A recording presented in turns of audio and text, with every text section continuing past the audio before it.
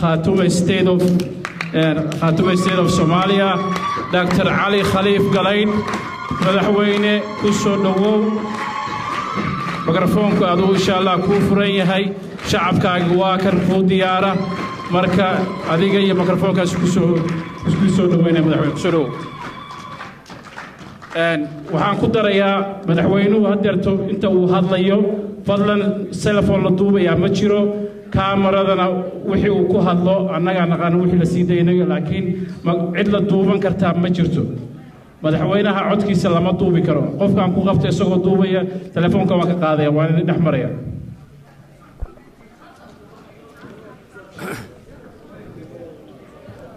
fadhiis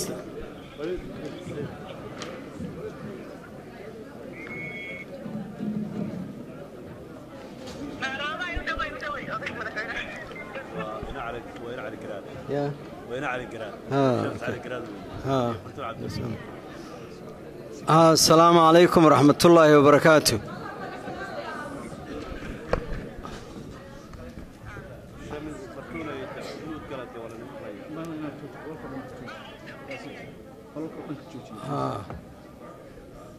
fadhiista intiina weli sheekada haysata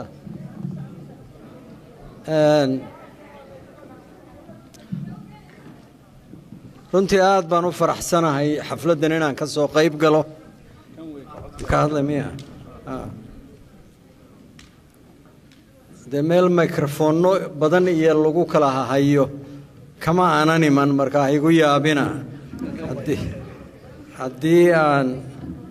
bahalahan aan dhibaato kala kulmo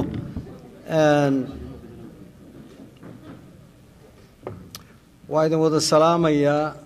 khaasatanna runtii waxaan hasha madidii isma yeesho waxaan salaamayaa gabdhaha reer Khaatumo oo kolley anagu intii hawlaha aan Khaatumo ku jiray ama aan wax ka wadayna mar walba laf dhabarta u ahaa halganka dadka reer Sool iyo Sanaag iyo Cayn aad baad u mahadsantihiin ilaahina idinka jaasa mariyo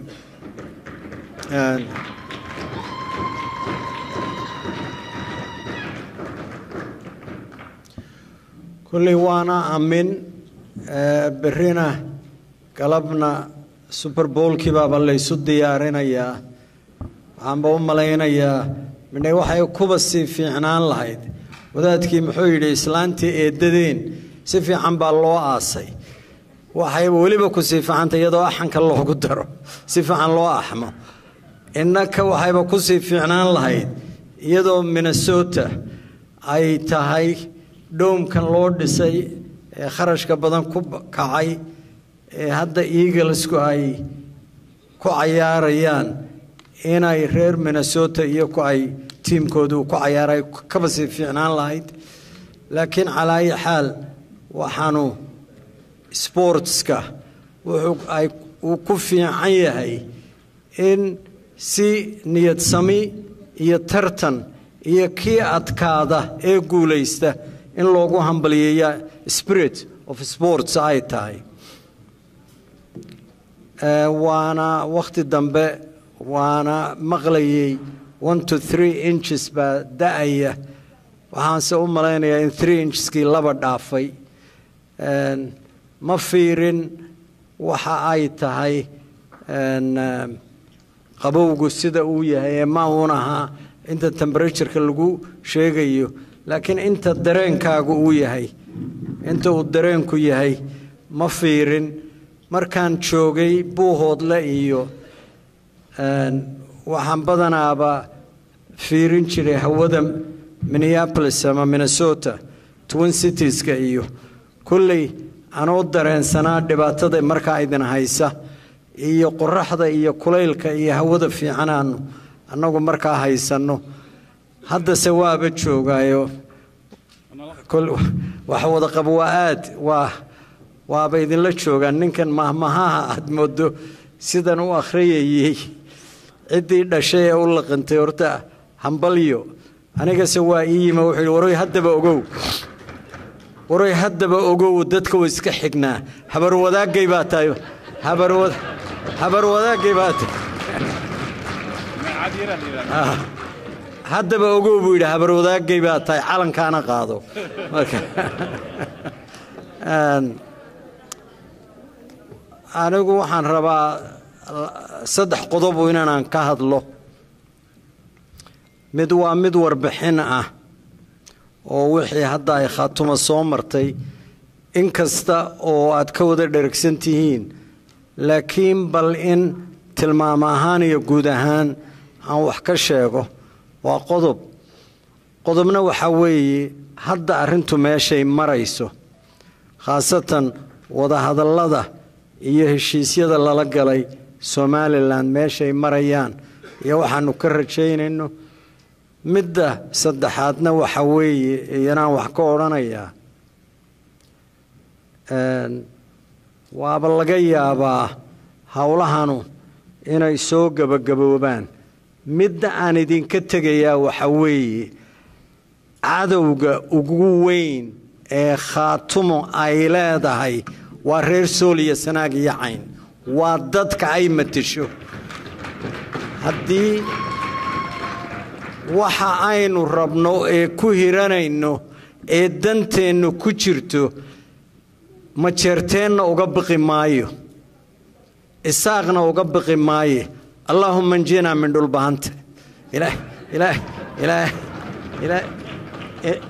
ilaahu dhulbahante khaatumo ka badbaadi oo dhulbahante liita oo caadaqaata ah oo han yar oo mid kule isim baanahay 8-9 isim baa garowa jooga walla 7 ka midihi Somaliland bay $2,000 bishii ka qaataan bal see loo galaa waxaas ma la fadeexeeyaa oo mushaharka ay qaataan internetka ma ku soo ridnaa mise waa maradaadu kugu gubatay qolyaha hadhowta odhan doona garaadka yaga wax looga jeeday garaadka yaga caadaqaataha ah ee garowana ka soo jeeday la dagaal baan hurinayaa $2,000na kulli xoogaa yaroo dhibaaba hadda hayso 4-5 bilood ee ugu dambeysay Somaliland doorashooyin iyo hawlay ku jirta nimankii waaba basaasaysan yihiinoo 4 bilood lama siinin afarta bilood lama siinin khaatumo iskama dhalan khaatumo kun fayakun ilaahay waa ka dhigi lahaa laakiin ma ay noqon khaatumo waxaan u malaynayaa 2010kii iyo khaasatan 2011kii hawlo badan baa dad yar oo koobani ay qabteen kowna uu ka ahaa Cali Ciise Cabdi waxaan taa idin leeyahay war marmar waa la xagal daacaa marmar waxaad moodaa si aan la filayn yaa wuxu dhacaan war dadka ummadan u soo shaqeeyay hadday xoogaa yara ambadaan nin ambaday halku aaday waa ulo ekoonayde Axmed Dirir oran jiray war balyaan lagu talax tagin eedeyntooda iyo habaarkooda iyo dhaleecayntooda ayaan lagu talax tagin muddadaas waxaan xusuustaa anna halkaan joogay Cali Ciisena wuxuu joogay magaaladaas Addis Ababa dhowr jeer waxaanu ku ballanno meel dhaxaanu badnay London inaan isugu nimaadno qoliyo markii dambe ilaa 6 ahaa oo G6 aad ku maqasheen yaa hawsha muddada soo waday arrintii waxay noogu muuqatay markaa inaan is aragayaga waxaanu ku koobnaanin inaanu badad xulashi ah oo dhulka u dhashay in la raadiyo 340 oo shirka London lagu qabtay inaanu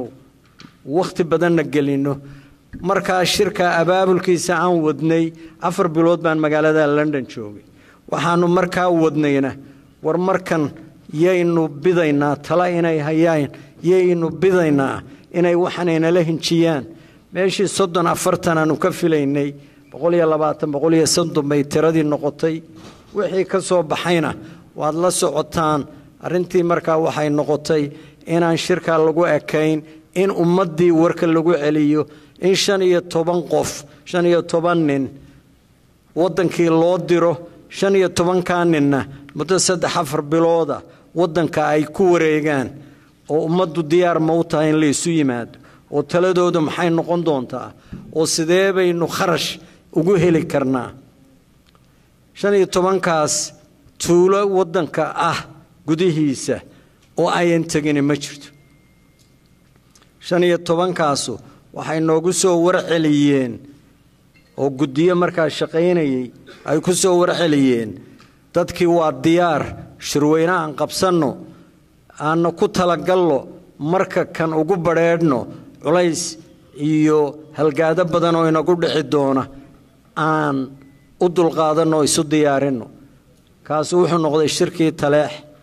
ilaa 5,000 oo qof oo laga yaabo mar inay 5,000 tabawda joogin yaa meesha isugu yimi markaa door weyn runtii waxa ka ciyaaray markaaba laano magaalada Taleex intaasoo qof meelay lagu hooyo iyo meel cunno lagu siiyaba lama haynin gabdhaha Laascaanood iyo Buuhoodle yaa hawl weyn qabtay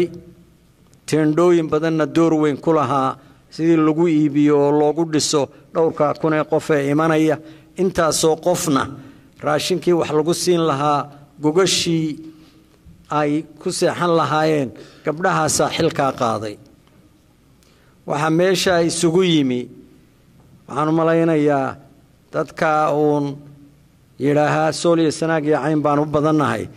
13 isin bay lahayn 13 kooduba waa joogeen ilaa 105 106 caaqil bay leeyihiin wax ku dhow 80 baa joogay culamaa u diin aan waxba isu ahayn oo qaarna ay yihiin salafiyiin ama dadkii markaa la oran jiray ittixaad iyo ictisaam iyo ka soo jeeda qaarna ay qaadiriye iyo Sheekh Maxamed Rabiic iyo hawlaha qoliyo muxuu ahaa dariiqadiisa ah dad isu gali jiray ma ahayn waxyaalaha yaab kale ka dhacay waaga magaaladaas waxay ahaayeen masaajidadii rabiiciyadu lahaydna nimanayna warsalaanta islaamka iska qaadi jirinba inay tagaan oo jimcihii dadka ku tujiyaan oo ku khudbeeyaan kuwii ay lahaayeen qolyaha ittixaad iyo ictisaamkuna inay culimo muxuu ahaa suufiya turuq suufiya ama qaadiriyadaas saalixiya meeshay ku luntay ku baabaaday anigu ma aqaano laakiin qaadiriyada bay wixii ka qayb galay waxaan anigu intaa u xusayaa shirka waa loo wada dhamaa dadkii dhulka u dhashay cid matili karta meesha waa joogeen iyaka go'aansaday qolyaha iyagii hawsha muddo sanad 2 sanada soo waday go'aanaanu annagu gaadhnay in maamul dadka loo sameeyo wali ma aanan gaadhin waa laga yaabaa dareenka inaanu qabnay intii halka isugu timi yaa tiri Puntlandna kama mid noqonayno Somalilandna kama mid noqonayno maamulka yagaanu samaysanayna laa ikraaha fi diin wardiinta la iskuma iyo aqeedada la iskuma khasbo dadku iyaka go'aansaday qabiil kale oo Soomaaliyeed oo waddanka Soomaaliya ku nool oo go'aan saasoo kala gaadhay oo dad inta la egay isugu yimaadeen ma jiro dadkeena waxa aynu u haysanaa ummadda inaynu ka liidano inaynan inaku waxba qabsan karaynin inaynan midoobi karaynin inaynan tashan karaynin warkaas waa ina waxba kama jiraan ummad baa inay barbar joogta oo inaga dhaadhaxinaysa war waxba ma tihidin la'aantayana waxba ma noqon kartaan war ma idinka faan badana ma idinka ku dhaca inaad wax aad leedihiin idinku dhisataan baadida ninba kula dayday daala ka badane dadkuna moodayaan duur wada dhashaan wuxu dahsoonayn aan doonahayn inaad heshana daayin abidkaaye gabaygaas uu qamaan bulxantiriyay isagoo u jawaabaya Cali Dhuux cidda uu u socdo uma baahnay inaan tilmaamo qofkii gartayna garay kii aan garanayna ilaahay aqli iyo xikmada kugu manaysto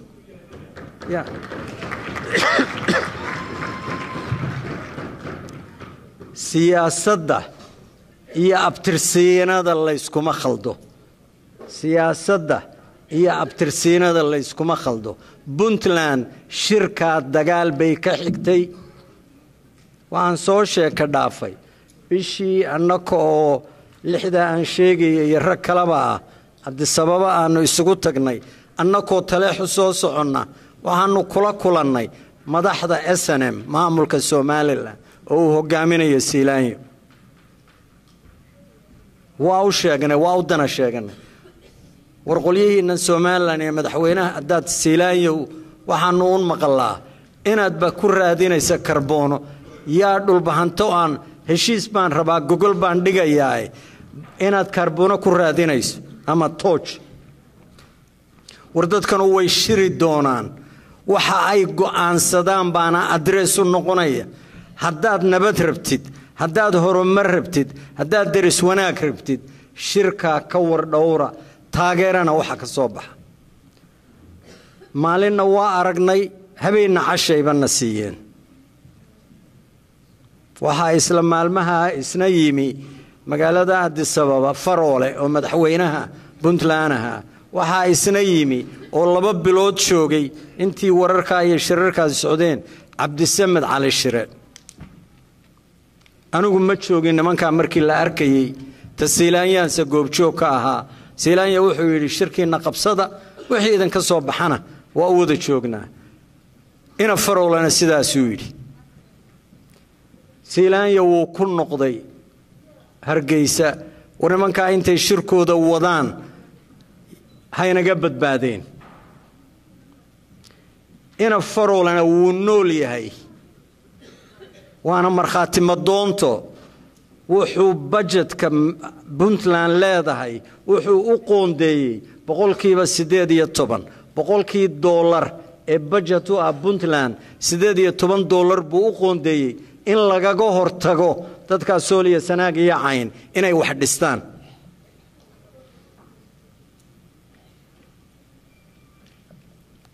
arrintii waa tii taleex wal go'aansaday waa tii wax yaala badan oo hore aynan u arag xitaa la yiri balaan shashablana ku day 3 madaxweyne in la yiraaho ma uu ahayn 3 dhardhaar ee waxaan cabsi naga hays war mid inta wax loo dhiibo oo madaxweyne laga dhigo armay hadhow sumadii geelowda u dhigaano yiraan khaatumada la sheegayaaba waa reerebel wararmu isna iskala dhaqaaqa oo meel daran kala dhaca warbal waa intaas wax ka hadhaan 3 laga dhigaano ka badin weyn ilaa heer dana aan kala hayn waa laga gaaray laakiin meesh 2 kamidii ay aadeen de warkeeda waa haysaan ala ay xal marka ballanku wuxuu ahaa dastuurna in la dhigo 3 golana dastuurku uu tilmaamo oo khaatumo ay ka koobnaan doonto golaha sare dhaqanka oo ah garaadada baarlamaanka iyo xukuumadda 3 gole inay noqdaan oo awooddu u qaybsan tahay oo nimanka ismadu awoodoodu ay noqoto arrimaha nabadda arrimaha dib u heshiisiinta arrimaha dhaqanka haday dadka dhulka u dhashay iyo ku isku yaacayaan yaama hadii dagaal noocaas meel kale ka dhacaan hawlaha inay yeeshaan waxaana loo qoondeeyay wixii heshiis ee xukuumaddu ay galayso baarlamaanka iyo golaha sare dhaqankuba inay ansixiyaan si ay bahashu u noqon cid inay hawsha kala dhaxboodo oo meelan loo wada dhamayn hawsha la aado golihii sare dhaqanka ma hayno waa suuleen qaar kamidana waaba diideen xitaa inay kamid noqdaan markii lagu caanashoobay waaba diideen oo ilaa maantana waa kaga maqan yihiin dastuurkii waa la qoray waa la ansixiyay xukuumadda iyo baarlamaanku awoodooda in kastaba ha noqotay sidii bay u wada shaqeynayeen way soo socotay Siilaanya iyo dawladdiisu markay maqleen maamul baaba lagu dhawaaqay yay dagaal ay soo qaadeen warkoodaanu helay inay Buuhoodle soo weerarayaan hawlo iyagoo noo dhiman baanuba Buuhoodle soo aadnay baabuurtiina la socotay dagaalka maalinta Buuhoodle ka dhacayba ka qayb galeen Somaliland magaaladaas ay markaa u hanweynayd inay soo gasho waa la iska caabiyey waxaana awoodda ugu badan leh oo sharafteedana leh dadka dhulka u dhashay dadka ilaa Itoobiya ku nool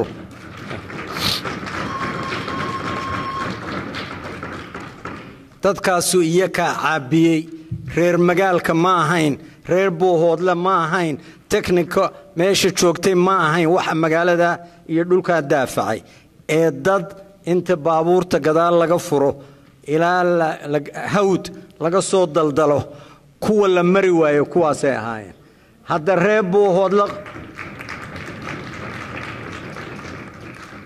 reer Buuhoodle qurana ma ahayne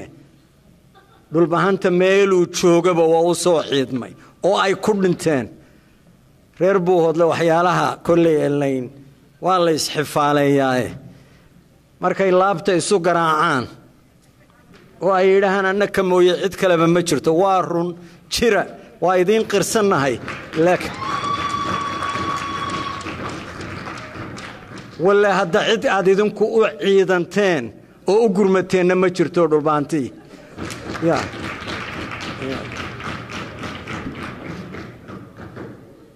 على أي حال خاتمة وصوصعتي لمن كاسو مركا لمن وضع هذا الديارها ما هين وقت بدن وحان نقليني لبس 11 سنة هوري إنا نبنتلان وضع هذا لقله سيالة بدن أما أضيالها هذين أما مامولها هذين أما بكل احترام مرا نحوغا كنية شبني وأنا ورهوينكينا لا أمانايه مديدنكو فريدنا بأنا هيئة ورمي في عنتي هوينك إنه يسدره يا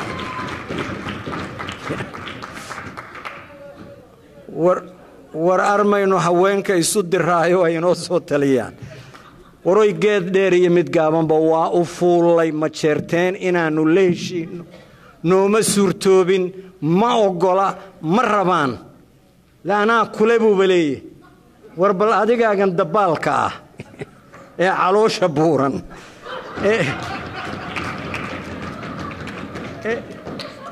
ورعقلك إلهي كسيي أدلى هاي أمد أنت لك يعني أنا أقوله هاي منين لك هذا أدرو حاجات كنت ما هوري تاريخ ودعشرتي ما حد أركتانو وحدتك كسر رياد ماشي كويسان ورارمي دنتيني تايدا بتاعي إنا إنه السنة ما أدنو إيشينو لجوا عدك كينا يساعدوا بهانتين ما شرتو يينن بين السوشيجين يينن بين السوشيجين رجعني ماذا ماشي كرادين أيان أو أركان إنا النولشوا ذا يرجعني ماذا ذا يميسان كذا مركي حمر تجان وهذا كل رأيه الرسولي السناجي عين وأدروا أنت هداد قرتي وابفي عنت هاي ولا الكي تشرين نقوه دائما إنه وحصل دوبنا مركا هداد بساء قرتين أي أدينا وحكاجلون سين مايا وحان ربطا وحور ربا وقبدي آد بنو بقادين يا هرقل مدوك ما هذا مقبان خضراء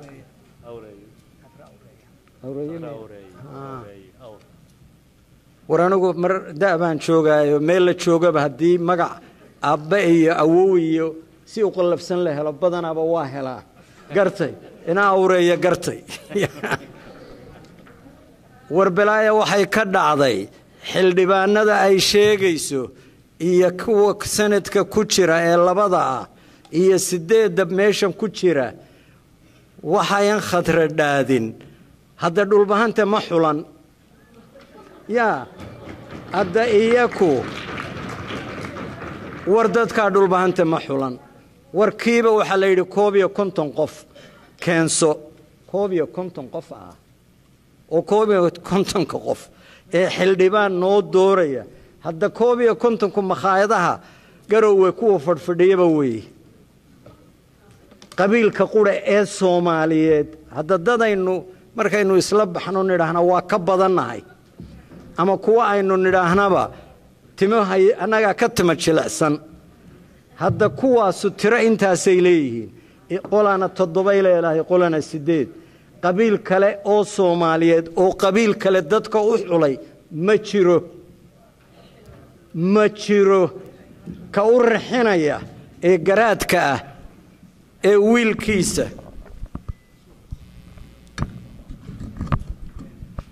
ama wiilkiisa ama mid adeer u yahay iyo mid meelaha naanaaba oo jooga gacanta qabsanaya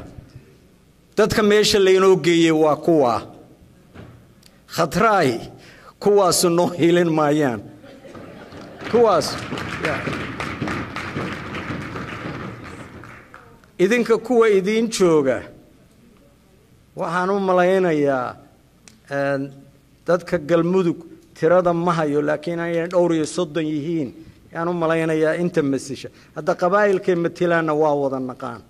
hadda qabaa'ilkaas say dadkooda u xusheenna waa naqaan ha u xumaadeen ha u samaadeen iyo ka xushay warnin aadan ba xulan oo wadaadka le meeshan dadka iyo dhulkaba isagaal wala qaar buu gacantiisa ku qoray isagu oo xitaa konton ugu yeedhay khaatuma inaha iyo hoogiya ba ay soo martay waa ka cidii nagu eedaynaysa tol baynu nahay deegaan baynu nahay maxaa iyaka loola hadli waayay rag waxaan ku maamulay aqaan ama ku maamuuse mase inaanu nahay oo taladu meertan noo tahay warninaan kuuba ogolayn oo wax allaala wuxuu kugu dhaamo taariikhiyan iyo hadda tala joogo wax allaala wuxuu kugu dhaamo kaaga fiican yahay uusan jirin war sidee buu ii yeelan karaa waxa ogola maxay la yihiin kuwa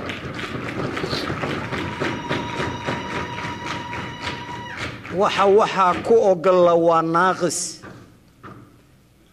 garaajama garaad cala waxa laga sheegay war anigu ninna gunnimo ulama tartamayo nin gunnimo raba inuu qaato anigu lama tartamayo taasaana dhaba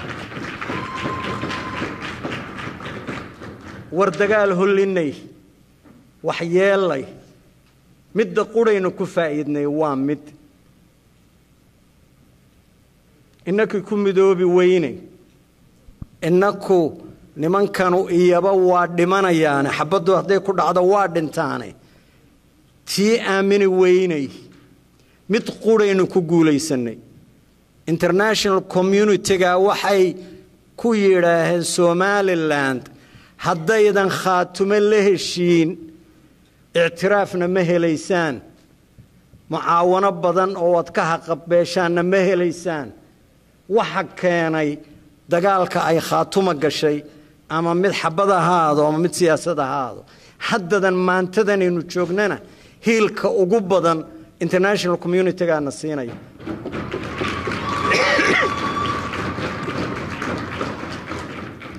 دستور كيلا سو دمه ciidamo iyo runtii dadka lagama abaalka daro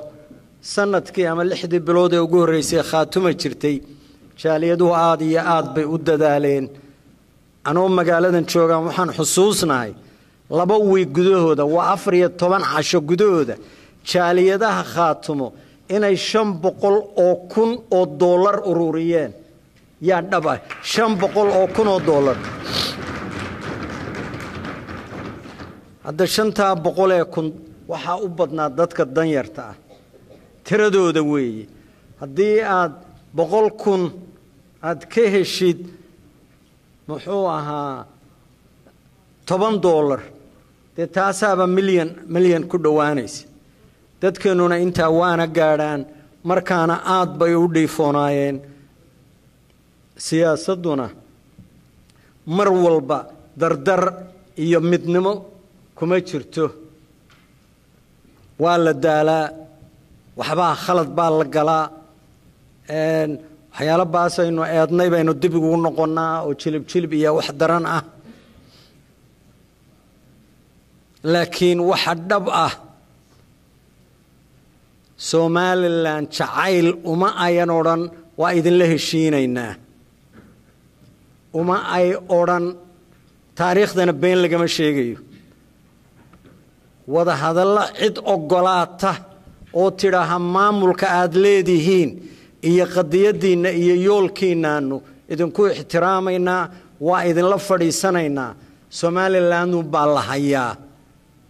Puntland miyaa la hayaa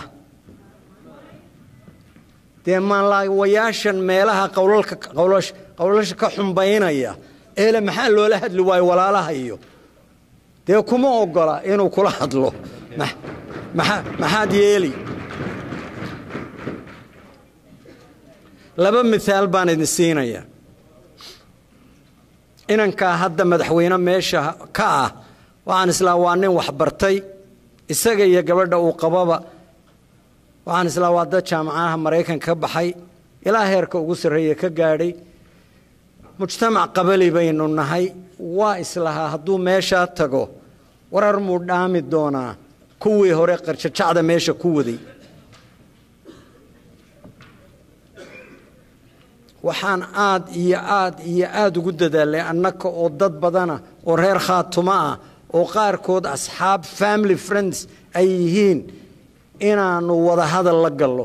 waradeero bal adigu cidaad u qoondeynaysid u qoondeeyo aan wada hadallo bacda tacab washidu wuxuu yidhi Puntland rabaa in shir aad u timaadaanoo Cumar Maxamuud iyo Khaatuma ku shiraya warday labadaasu isma dhigmaan maya tabbaan rabaa inaan anigu fakar baan wadaayo Cumar Maxamuud laano ma jeerteen ma raba dhulbahanta inuu la shiro Puntland ma rabto Khaatuma inay la shirto Cumar Maxamuud baynu ka bilaabaynaa ma saasaha oo adaaba halka og in wax inooga soo baxayaan Puntland u tagnay nimanismo badan iyo uqaal kuwa baarlamaanka kuwa xukuumadda ah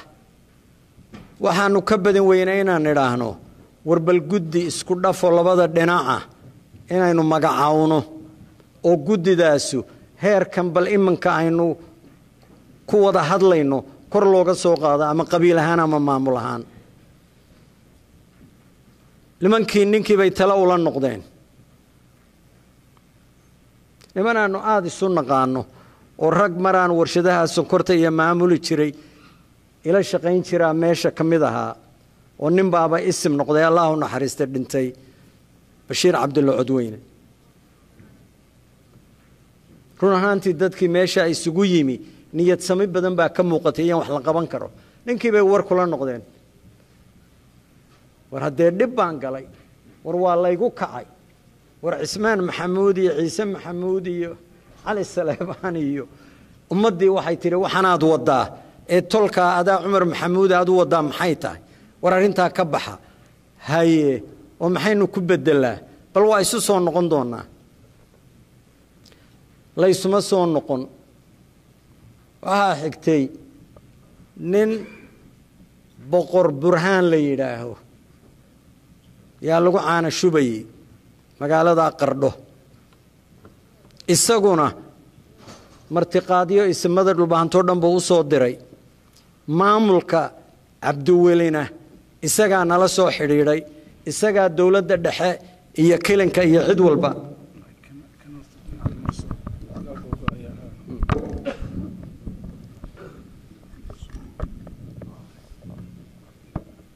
waxaan arrimahan ugu dheeraanayaa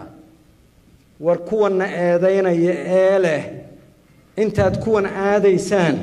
maxaad tolkiinu aadi weydeen iyaguba waa dariskiin dhul baa idin ka dhaxeeya 4.5 baa la noqday iyakaad isku abtirsiinatihiin de intaasoo dhan way isla ogol lahaye ilaahay waxay ka dhacday ciddii inay luqunta kaaga taagnaato mooye inaad jirtaba ma ogola inuu luqunta ay kaaga taagnaadaan mooye hadalka dhayal uma lihi waa dhab ama rumaysta ama rumaysanina arintaasu waa dhab raganimo waxay u arkaan waray waxay galmudug ka wadaana waa ognahay waxay xamar ka wadaana waa ognahay war xamar lama joogi karo oo qaska ugu badan ee dawladda federaalka ay cagaha u dhigi weyday Puntland baa ka koowa galmudugna waxa ka socda waa ognahay teenuna kaba sii daran intaas oo dhan warboorta dadka ma habaarayne waraan u ducayno aanu ducayno ilaahay inuu tuso waxa dantooda iyo danta ummaduba ay ku jirto khaatumo wixii soo soconay baarlamaanku uu fadhiistay xukuumaddu waa fadhiisatay waa wada fadhiisanay ismadana la joogay 2 jeer balcad waxaanu ka badin weynay inaanu niraahno dastuurka waxa ku taala meesha danteenu ay gashaba in la raadiyo nabad lagu raadiyo wada hadal haday suurtoobi weydana sidii kale wixii kale la yeeli lahaa in la yeelo cid kale oo tiraaha aan wada fadhiisana waa weynay waroy nimankanna iyaku hadda colaad badan iyo ummadan oo la xasuuqay iyo colaad aan dareemi karno oo dadku meesha joogtaba especially wixii hawdka aagaabohoodle wixii ka dhacay wax waa hore dhacay ma aha waa wax loo wada joogo waa maamulka la filayay inuu noqdo dad daris la yahay isku dana la noqon karo oo habar jecel ah iyo dhulbahante inay dana badan wada leeyihiin inay daris ka yihiin ceerigaabo iyo ilaa hadda meel danood ku dhow laynkaas oo dhan in la is wada dhalay waxa la isu yahay oo dhan waxa la filayay habar jecladu inay dhaami doonto maamulkii kale maamuladii hore ma dhaamin habar jeclo intay yeeshay colaada hadda ilaa imanka aanu leenahay waraan isaga nimaadno oo qaboojino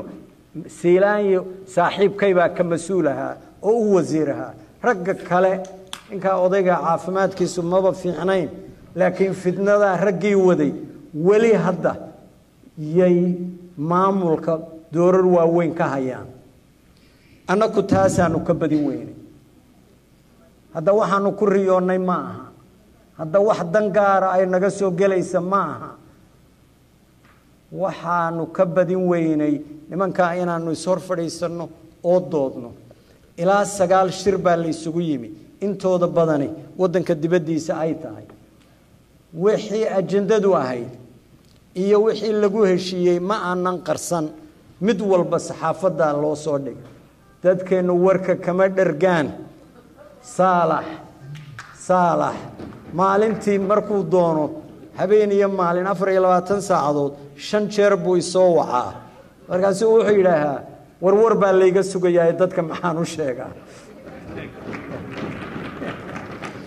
war meel halkan oo qolaan ku jiro oo war uun lagu nool yahay maxaa la soo sheegay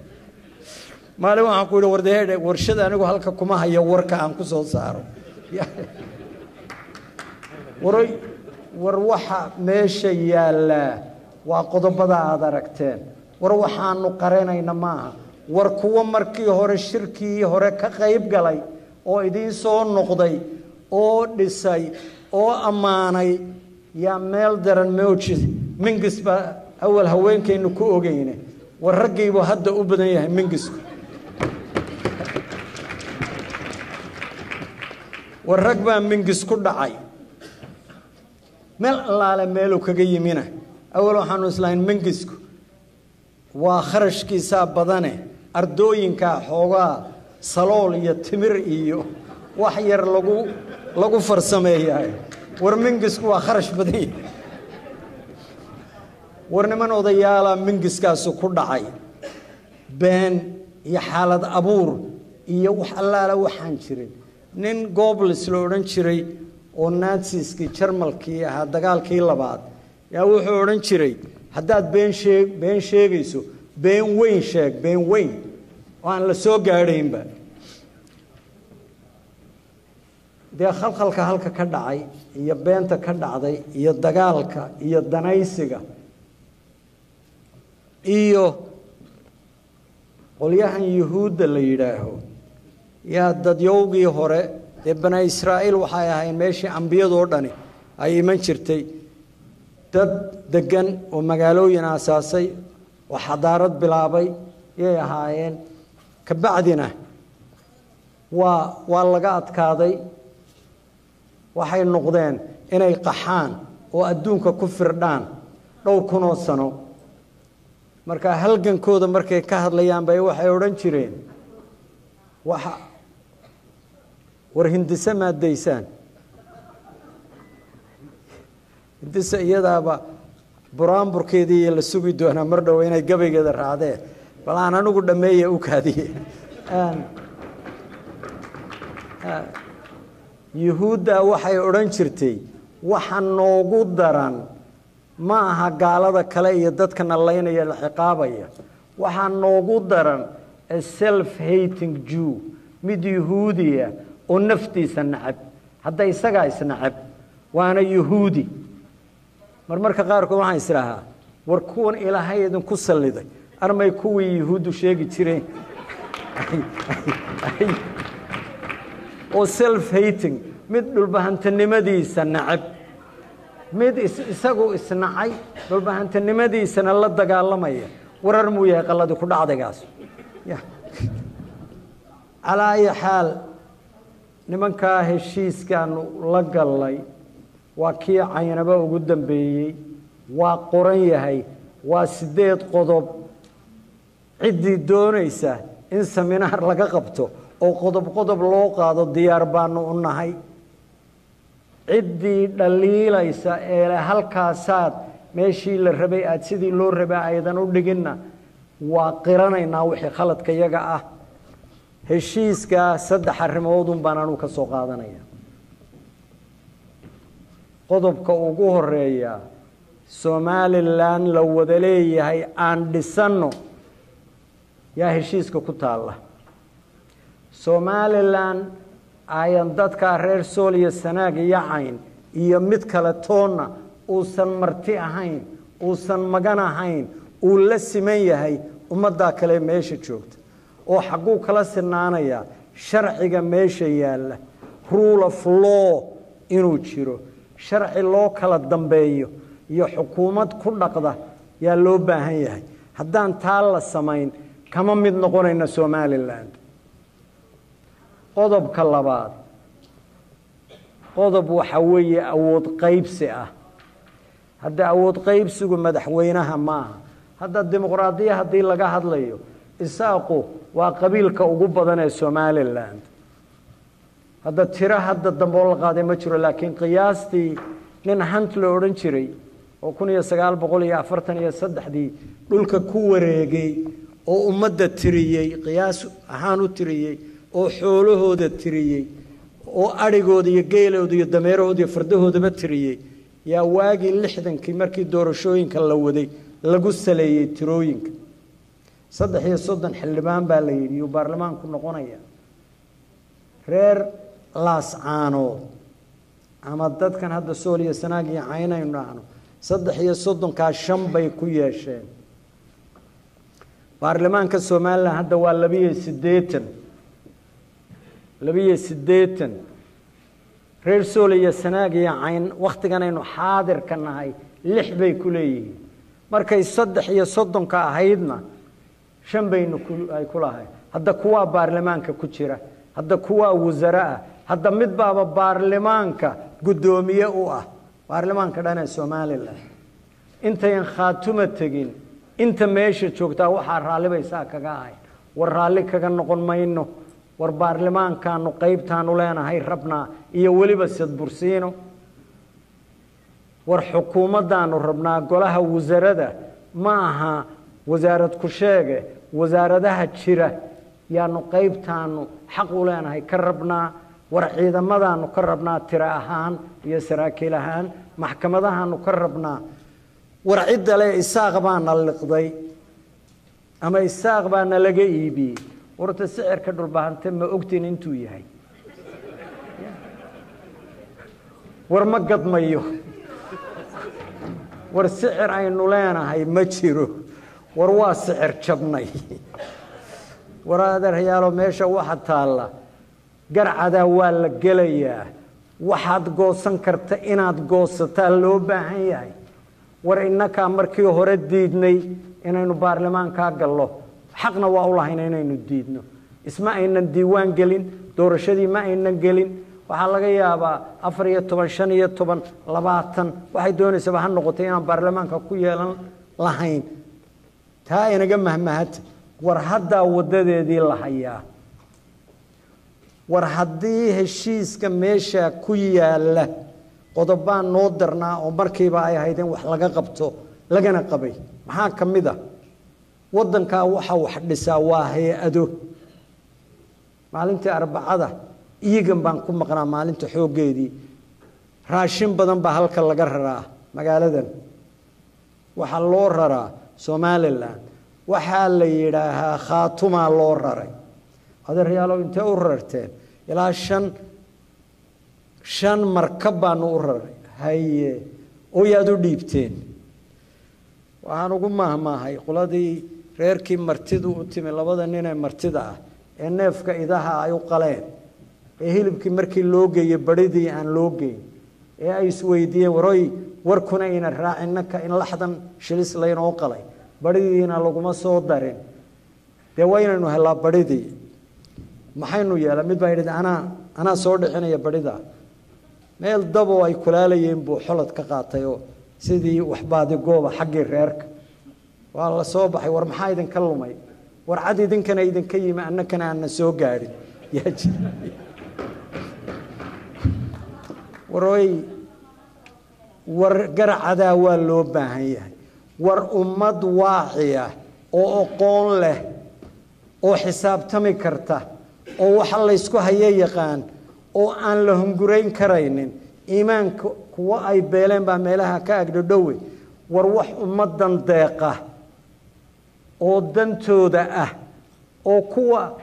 50 sano ka bacdi noolaan karaan ay oran karaan wallahi waaga dad baa noo taliyay oo wax noo raadiyay oo xeer iyo dastuur aanu ka midnahay dhigay arrintu halkaasay maraysaa qodobka saddexaad waxa weeye dadkaas maamul daadajin waxaan ku magacawnay war buuhoodle iyadu inay maamulkeeda dawlad deegaankeeda iyadu doorato gudoomiyaheeda doorato xudun sidaas la eg degmada xudun inay golaheeda leedahay hadda waa la wada degaayo cidda aynu dariska nahay ee habar lamaan ma wax reer gaabi dhulka ma joogaan horta meesha naadu adigu u baxay waa ku aqaanayo reer waxa tahay adigu gabadh aaraareeya tahay waray qoliya habar lamaan la yiraahdo hadda isdilaya oo bixiide iyo sacad yoonisa hadda dawlad deegaanka maaragtay xudun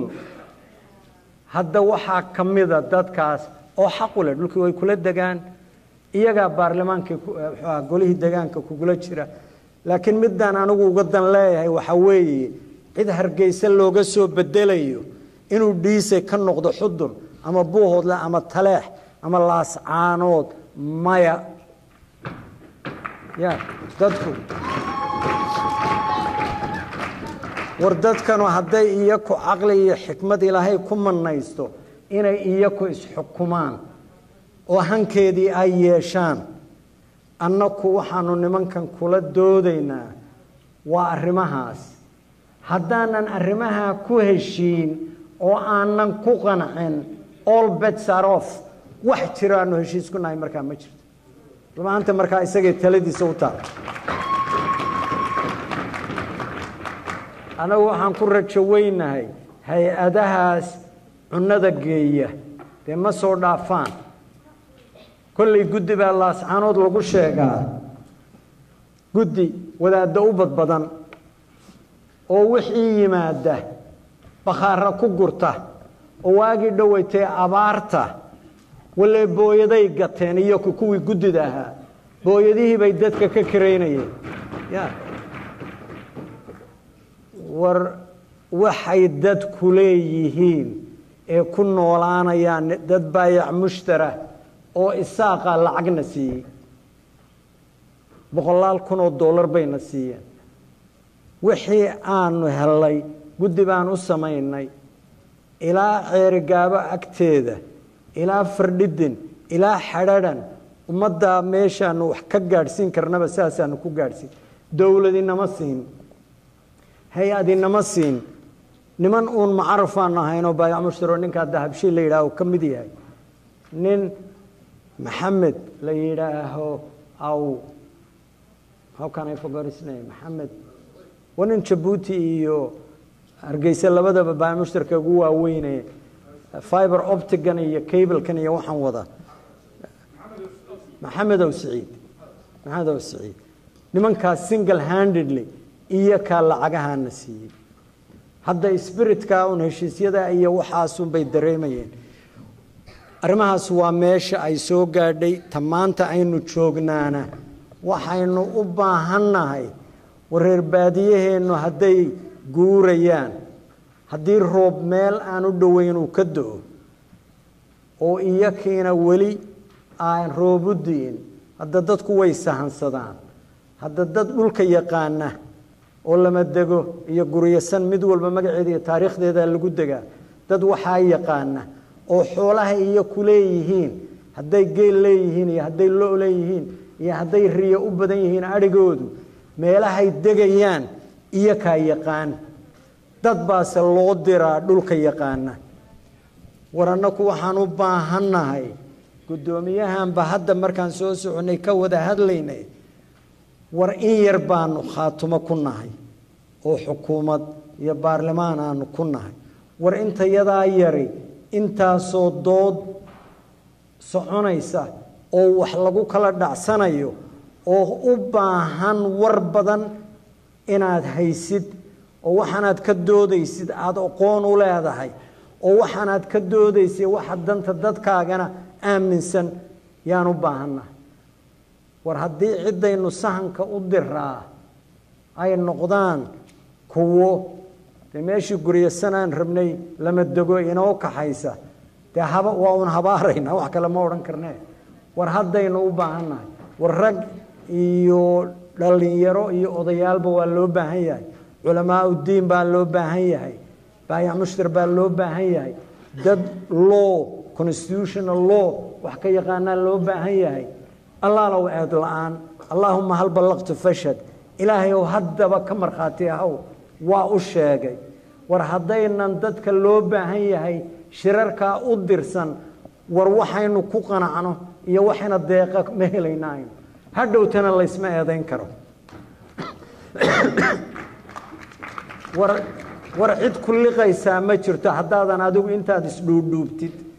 haadan iska dhigin in lagu liqo cid ku liqaysaa ma jirto waxaan anigu odhan lahaa war waxaan qarsanaya war intaan idinku leeyahay war hargeysaan ka dhexidhahaa war hargeysa wax allaala waxaan ka rabaa ma jirto qolyo dhulbahanta ahoo meelahoodan iska daanshoodaa waxay yidhaaheen cali khaliif hargeysana guri baa looga dhisay baabuurna waa la siiyey gabadhna waa la siiyey wartayda igu filan islaantayda war guri kama rabo war mansab kama rabo war taalle inay ii dhisaan kama rabo warta dantu ay dadkaasoo leedahaa meesha ay geysay laakiin mid baan haddaba idiin sheegayaa war siima joogayo oo walwalka iigu weyne isaaq adoo ku jeeda oo garcadaawa kula jira cidda tumaatida kaala daalaysaa waa dhulbahante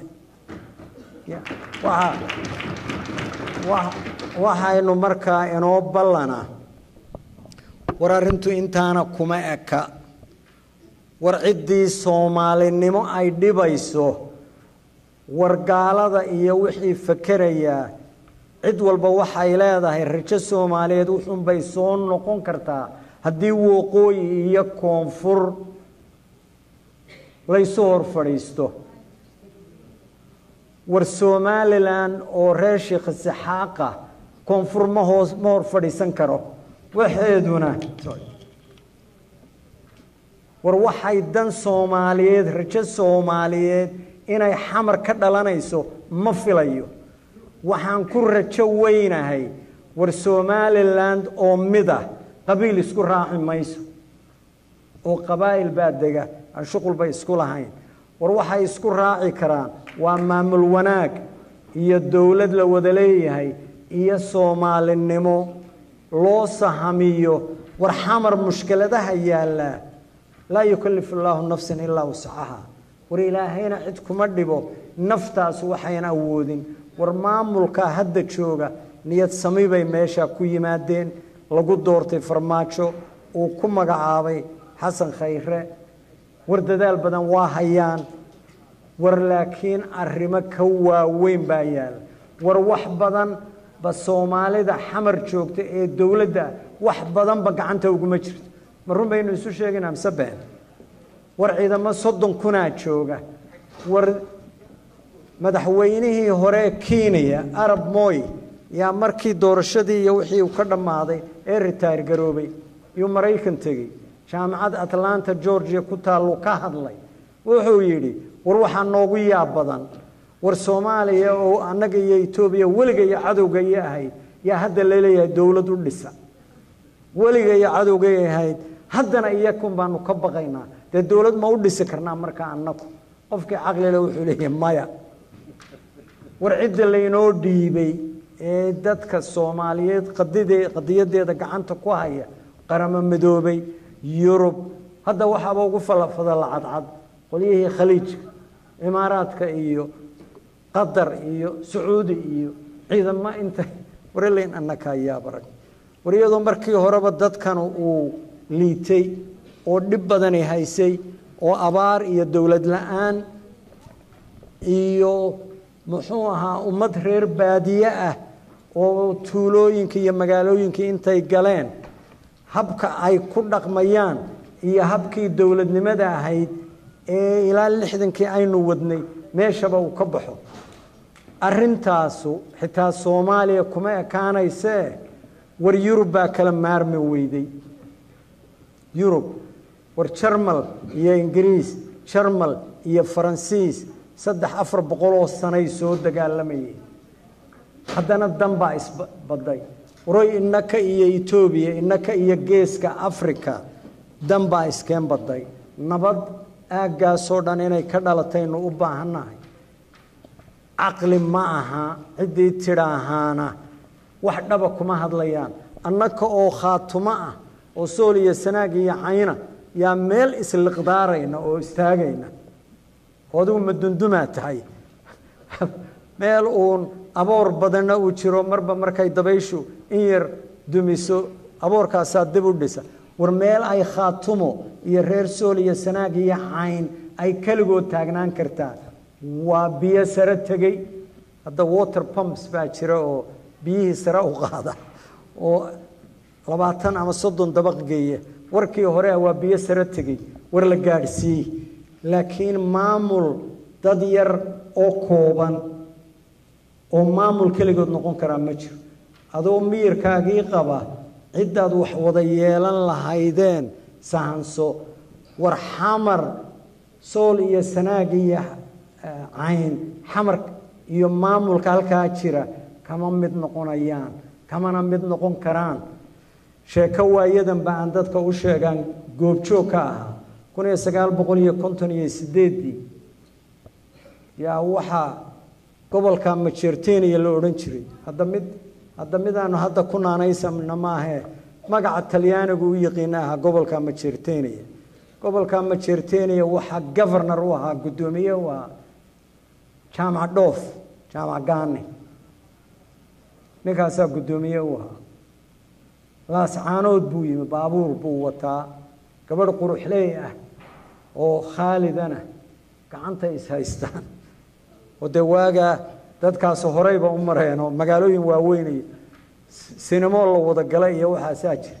jaamac oo aamina ay wada socdaan baa laascaanood yimi waagaa laascaanood SYL baa ka jirta xisbiga qure ka furanay SYL waa 60 sano ka hor odayaashii baa la shiriyey garaad jaamac garaad cali iyo garaad maxamed garaad maxamuud labadaa garaad baa markaa jiray nin afhayeenka markaa dadka ahaa cabdilaahi shuuriye yaa hadalka jeediyey wuxuu yidhi jaamacow annaku SYL baanu nahay annaku waxaanu nahay dad harti oo daarooda xamar dowladda laga dhisayo yaanu annaku ka mid noqonaynaa hadalkii dhowr oday oo kalena waa hadlayna halkiibaa laga waday jaamac dhoof wuxuu yidhi arrintaasu idinma suurtoobayso sabab waralkaa talyaani iyo qaramo midoobaa xukuma halkanna ingiriis baa xukuma gobol dhulka ingiriisku xukuma kama go'i karo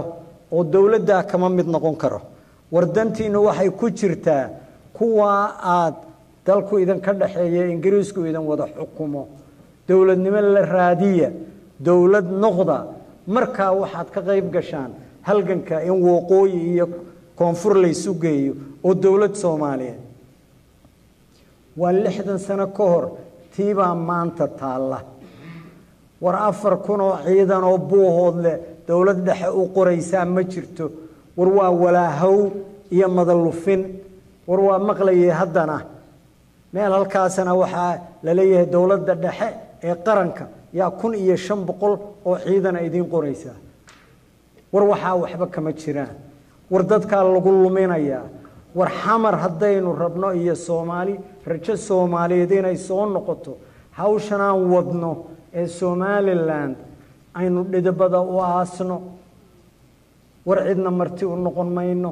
war cidna magan u noqon mayno war cidna liqaysaa ma jirto war wixii isagu diyaara in la liqaa la liqi oo nimirigii nabi ayuub liqay oo kale iyo dad baas calooshooda ay geli wariyaan war arrintaas ummadan aayaheeda haddii laga talinayo war aayaha ummadan laguma cayaari karo war lagama been sheegi karo war cidda le anaa mas-uula kullukum raaci wa kullu raacin mas-uul can raciyati waa xadiid nabawi giddigiin wax mas-uuliyad baa idin saaran qofkiinba waxbuu raacaa hawl buu hayaa qof walbana ilaa hortii mas-uuliyadaasaa laga rabaa intaa uu isagu mas-uulka ka ahaabaa berri laga rabaa war wax dhaba aynu ku wada hadalno war Puntland inama rabto hawl baaba hadda durbaan baaba xamar laga tumayaa wadaadkan aaninanka aan sheegayay Cabdiweli xamar buu tagay madaxweynuhu u tagay prime ministerku u tagay wuxuu yiri waxaan shirinayaa dadka Soomaaliya Sanaag iyo Cayn maamul cusub ay dhisanayaan waxaan rabaa maamulka in loo ictiraafo madaxweynuhu wuxuu ku yiri labadoodu ma wada fadhiyeen madaxweynuhuna wuu ku yiri prime ministerkuna wuu ku yiri war Cabdiweli markii noogu ka dambeysay dastuur Puntland aad wadatay waxaad lahay Soomaaliya Sanaag iyo Cayn Puntland bay ka tirsan yihiin ma ogolaanayo inay ka go'aan miyaad isbeddesh Cabdi xogaabo hoos eegay waxay ku yiraahdeen hadday dhab ka tahay baarlamaankaaga iyo xukuumaddaada kula noqo oo hay yiraahdeen haddaanu Puntland nahay baarlamaankiina nahay xukuumaddiina nahay waa naga fasax Soomaaliya Sanaag iyo Cayn faan badana wala warka xamar lagalama iman wala garow loo keenin waa waxa laynagu madalufinayo in badan ba hadda waxa leh waxaan idin haynaa arrin hore laynagu maqli waayay oo waxaynu noqonaynaa gobol koonfur ka tirsan oo farsamada mucjisadaas waaba wax maaragtay weyn oo aan soo dhaweynayne yaa inaga huba war meel 4-5 qof joogta mooyee meel publicana lagama sheegayo iyadoo quran lama hayo nin mas'uula oo odhanaya haa anaa taa haya war niman halka joogo oo garaada ah war hawshooda cidana duulimaad kuma aha oo warka kama dheragtaana aydan wax kala hufin oo wax kala haadin oo war dhaba raadin oo ka markaad heshaan aydan xisaabtamin you are part of the problem wallahi mushkiladaad ka mid tihiin idinka mushkilada kamida ka maqan ee halgaada soo wada ee afxumada iyo beenta iyo nasabnimada dadkaas ay leeyihiin la dagaalamaya wala wax badan ma dhaanaayno ilaahay aan ka yaabno danaheenana aan u soo jeesano bahashana waxay ku fiican tahay dhalinyaro badan baa jirta warbal bahasha aniga iyo ragna la mid yahay waa badaalay warbal bahasha cid kale inaynu u dirno yaa loo baahan yahay in lagu tala galo yaa loo baahan yahay hadda berri ka maalintaanu saaxdheer joognay 17 nin weligay kama fakirin khaatimo iyo Soomaaliya siyaasad aad dib ugu noqotid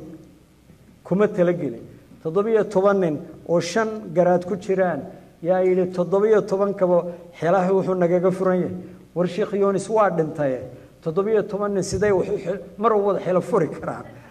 waa xilo furaynaa bay yiraahdeen haddaadan mansabka qaban haddaadan madaxweyne khaatimo aadan noo noqon 17 ka iyaga xilaha iyaga waa naga fur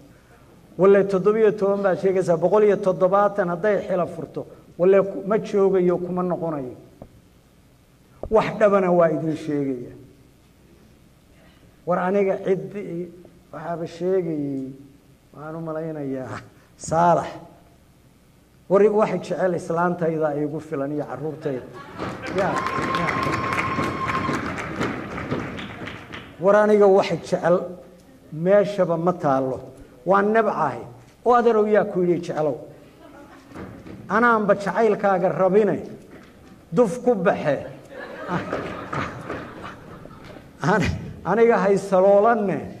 bal wax danteena keen oo miiska keen bisha August ba 4 sano aniga iga dhamaanaysa ilaahay waxaan ka rajaynayaa in ilaahay caafimaad warta dhakhtaradii qoliyo badan oo yiraaha ninkii waa cararay oo buuhooda kuma soo noqonayo walla buuhoodlaan aadayaa iyadii baan u socdaa ilaa waqtigaygu dhamaanayana dee hadda dad baaba sheekaanba soo bartay bahasha mascagalayda la yiraahdo yaa jiilaalkay geed fuushaa inta jiilaalku dhan geedkaasay saaran tahay markaasaa waxaa la yidhi naaheedha dhimatay qaladi kugu dhacday maxaad u soo degi weyday dhulku caws buuba leeyahay biyana waa leeyahay ma afkaan dooga ku cunay yaan caws ku cunay laakiin bahashu waa saham fiicanoo weathermanka halkan inoo sheega winterku 2 bilood soo socda baraf ma dhacaya kana dhacaya qolyaheenaasu bahashaas halkaas ay ku joogtaa week ka hor roobku markuu da'ii doono ay soo degtaa qolyaha waxay yiraahdaan ninkan islaameed guriga ninka Axmed Cabdi Gurey dabiqiisa afraad yuu saaran yahay waa mascagalaydii oo kale ana waxa la August waa ka soo degaya haddaba ogaada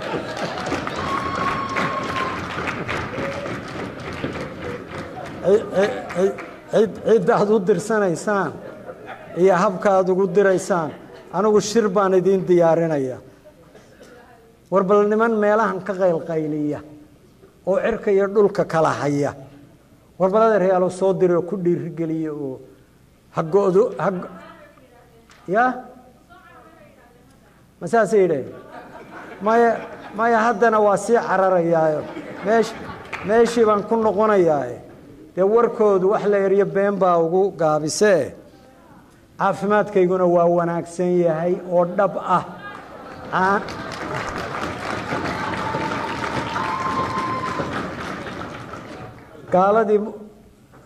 saddex sano ka hor yaan dhakhtarkayga igu dambeysay sonkorta waxay tii war maxaad samayn jirtay maxaad cuni jirtay caano geel what is that markaasaan camel waa maqashay soo maaha camelka caanihiisa weeye oo waay ma waxay leedahay wax dawaa haa sonkor muxuu subag kuma badna calciumkuna waa ku badan yahay de kulley anugu diet ba ma geline waxaashaasuun baan ku noolaa bariis iyo baastana awalba ma jeclayn hilibkiina waa iga hor yimi marmar ay midhuhu soo go-aan midhana waa cunaa iyo xibna waa cunaa xabag cadaadeedna odayaashayba u fiicantaa laygu yidhiyo iyada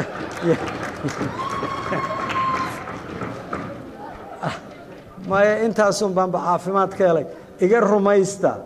waxay igu tidhi 4 sano meeshii sonkortaadu ay maraysay waa ka fiican tahay marka waray ciddii ha karaama seeginayso maadan carab u ah ha karaama seegina habaar laygu kari waaye war ducada caasho cabdi xiire baa igu filan marka aad baad u mahadsantihiin aad iyo aad baan u jeclahay inaan idinku bogaadiyo halgankan aad ka hadhi weydeen danteenna aad u tafaxaydan tihiin ninka Fidel Castro la odhan jiray ee Cuba madaxda u ahaa yaa halgan meesha jasiiradda isaga iyo walaalkii iyo niman kale ay ka bilaabeen waa guulaysteen min 2-3 sano ka bacdi yaa la yidhi Fidelow ma ogtahay walaashaa waa baxsatay oo Mareykankay u gashay marka hadalku waxa weeye haddii xitaa walaashii baxsanayso dadka inta kale ma khayr kalaaba u yaala oo yidhi waray kacaankan iyo halgankan inuu ku jiraa waa traino qofo meel buu kaga hadhaa qofba xaafadiisa baska ama trainku kaga hadhaa deyntiinana waa intii hadhi weyday iyo in kaloo badan oo midhayn barafkan iyo iska dandanaysata iyo midhayn habeen dhaweydna xaflad weyn baad qabateen oo in baaba weli daalkii uusan ka bi'in marka aad iyo aad baad u mahadsantihiin hambalyo waa guulaysanaynaa